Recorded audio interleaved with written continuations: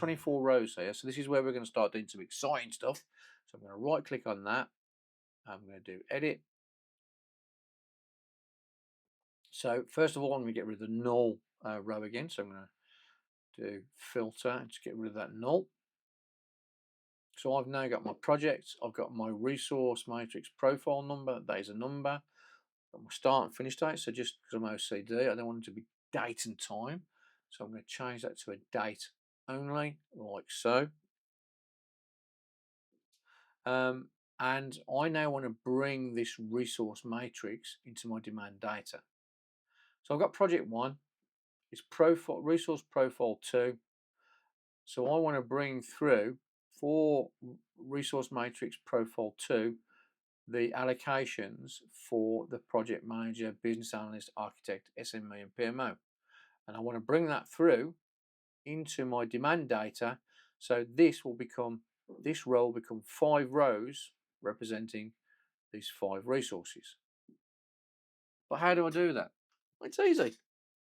I just so happen to know a chap who knows how, i.e. me. So this is how you do it. You do add a column, custom column.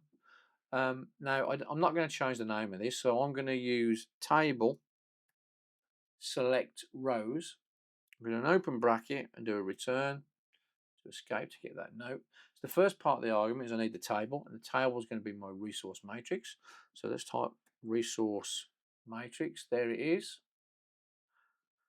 So I need to assign that resource matrix query to a variable. So I can then interrogate it to say, right, pull through all the rows in that table that match this resource matrix profile within my demand data. And the way that I assign it to a variable, I'm going to do an open bracket. I'm going to call my variable RM for resource matrix and close the bracket, do an equal sign and do a right facing chevron. So I've now assigned that table to that variable. I can then refer to it, RM, so there it is. I'm going to do an open square bracket and I want this RM profile there where it equals the RM profile within the demand data. I'm then going to close the bracket on my select rows and do OK. So now you can see here, if I just move this up so you can see it, you can now see there are the 5 resources. And then for the resource profile 1, I should have against that profile 1 there from my resource matrix. So all I've got to do is these outward facing arrows to extrapolate that out now.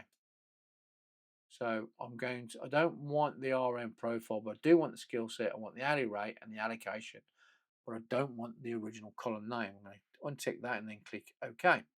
So now you can see that this first project has now got 5 rows against it, which created a row for each resource type.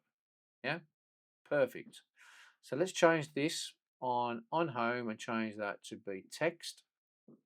As far as the data type, the hourly rate is going to be currency. So again, I'm going to change that to currency. And the allocation is going to be a percentage. So let's change that data type to a percentage, like so. Perfect. If you found that useful and you want more, check out the full video on change tips and tools. Bye bye now.